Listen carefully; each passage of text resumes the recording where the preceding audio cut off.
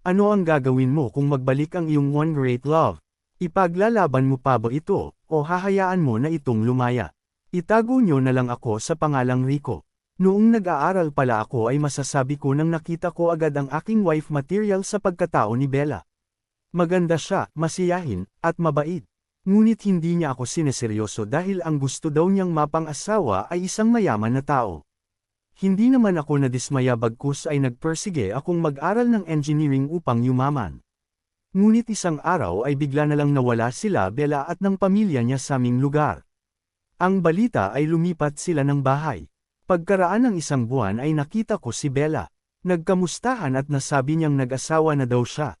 Noong una ay hindi pa ako naniniwala ngunit nang dumating ang isang lalaki ay pinakilala na niya itong asawa niya. Sobrang lungkot ang naramdaman ko, ngunit kaysa na magmukmak nag-focus na lang ako sa pag-aaral upang makatapos. Makaraan ng ilang taon ay naging engineer na ako, nagkaroon ng magandang trabaho, at nakaahon na sa hirap. Nang isang araw ay may nakasalubong ako. Si Bella, nagkamustahan kami at nalaman ko na naghiwalay pala sila ng dati niyang kinakasama nang dahil sa pangbubugbog sa kanya, nakaranas din ito ng hirap. Nagkaroon din sila ng isang anak. Hindi pa din naman nagbago ang pagmamahal ko sa kanya.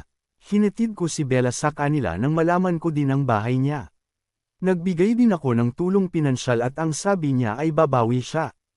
Isang araw ay pinapunta ako ni Bella sa isang bar, doon pala siya nagtratrabaho. Isang GRO. Sinabi daw niya yun para malaman niya kung persigido pa daw ako sa kanya. Sinabi ko naman na oo. Pinatigil ko si Bella sa trabaho niyang yun at pinatira ko na lang silang mag-ina sa aking bahay. Tutol naman ang pamilya ko dahil alam nila ang background ni Bella. Isang araw, ay may nakita akong gamot sa gamit ni Bella. Gamot para sa HIV o AIDS. Nagtapat si Bella na may sakit nga daw ito at nakuha niya sa trabaho. Kinabukasan pagka-uwi ko galing trabaho ay wala na sila Bella.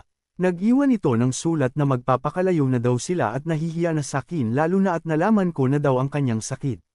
Nalungkot naman ako, siya ang dahilan bakit nagpersige ako sa buhay tapos mawawala pa din siya sa akin.